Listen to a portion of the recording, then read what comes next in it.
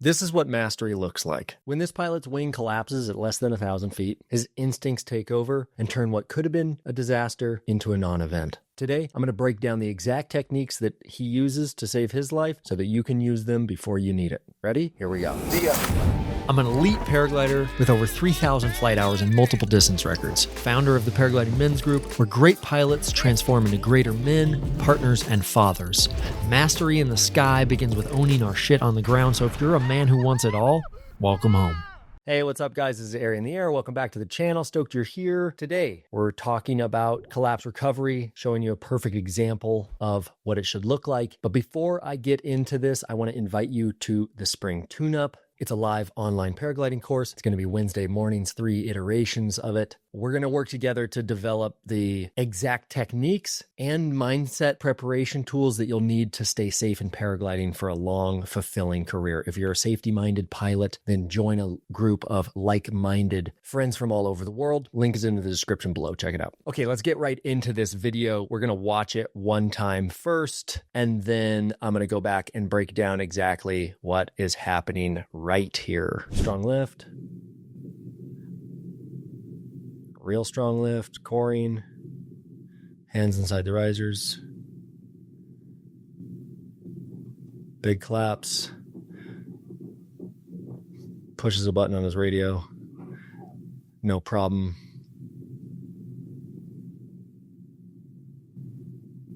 Turns right back in to find it again.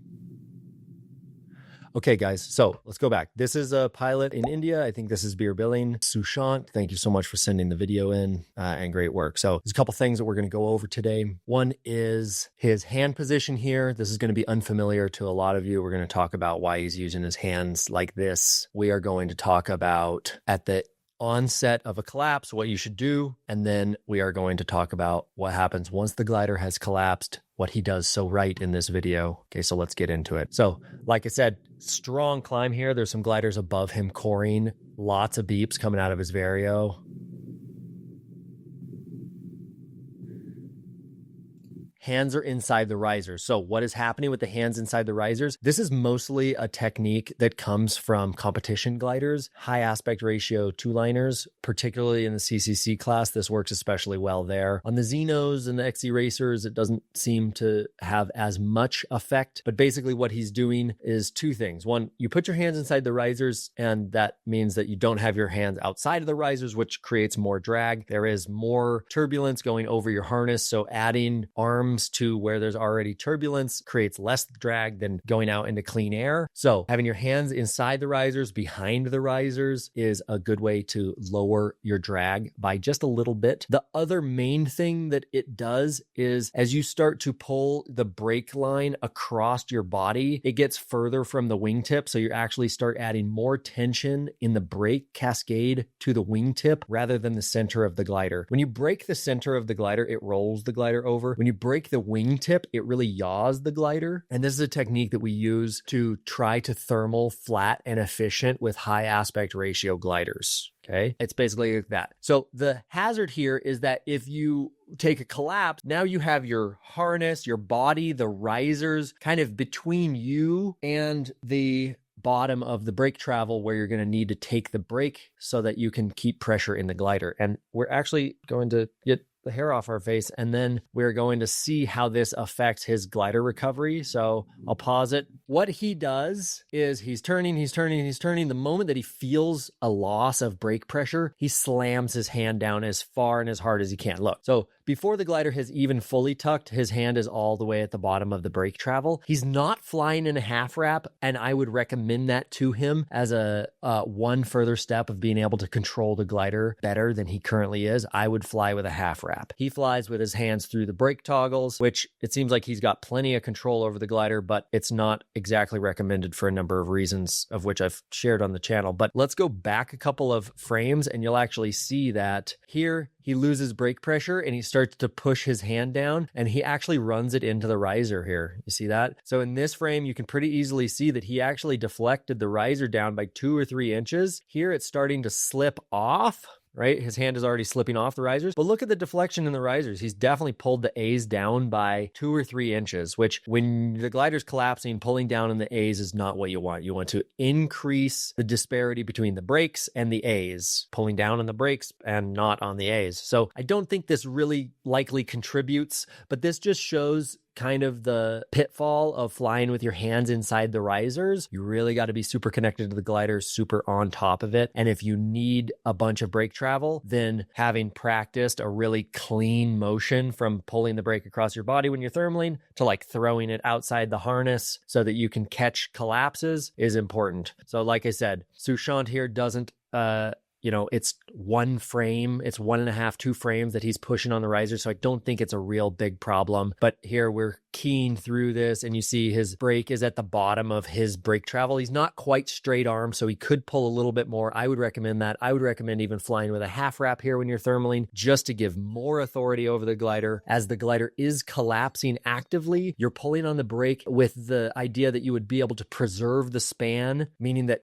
if you were going to take a 70% collapse and you caught it late, that it could be a 50% collapse. Obviously, pulling down on the brake when the glider is collapsing, the earlier you do it, the faster you do it, you can keep the glider from collapsing entirely. I have done this many times where the leading edge is slack, the A's are slacked and coming towards me and banging on the brakes, pulling the rears, coming off the speed bar. Any number of changes to the angle of attack can snap the leading edge back to straight flight. My intuition is this wasn't one of those cases. This was a big, sharp piece of air and really strong lift close to the ground. So preserving the span by pulling as much brake as you possibly can. But watch what he does here. So if we scroll it back, we see that he loses brake pressure, slams the hand down. The glider fully collapses. What does he do with his hands? He lets it back up. Okay. You don't need to hold that brake down. It's not going to help you. The glider actually rolls over to the open side as opposed to like diving and starting to inflate. That's just, I think, because of how strong the air was that collapsed. The glider actually it collapses one side of the glider and pushes the entire glider over. As you see here in this frame, his head is behind the collapsed side of the risers and he's just weight shifting away from where the air is pushing his glider really fierce. As we basically scroll back a little bit, you see basically this is the max collapse. It's collapsed all the way to the center A on the other riser. So I'd call this a 70% collapse. And then before he even does anything, it rolls over. We see the logo showing. Now we're down to a 40% collapse. He's got some brake pressure. He's pulling the brake on the outside glider, keeping it from starting to auto rotate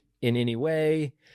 The risers twist ever so slightly here. And then you see he basically starts adding brake pressure as the wingtip starts to come out. He goes hands up again and then pumps, hands up. Now the wingtip is starting to fly, pump again, and the entire span is recovered. When you see here, look at his body position. He's weight shifting left. He's pulling the left brake. That's the flying side of the glider. He's controlling the heading. Don't let the glider turn you. Don't let the glider turn you. Don't let the glider turn you. He did not let the glider turn him at all, right? His demeanor throughout the collapse and recovery has been calm, has been smooth. He tried to catch the glider as best he could. He was a day late and a dollar short. All of the brake input that he gave was not enough to keep the glider from collapsing. He didn't worry too much about that and panic. He just continued on into recovery mode, which is controlling the heading of the glider and then pumping out the collapse or dealing with the subsequent cravat. So this is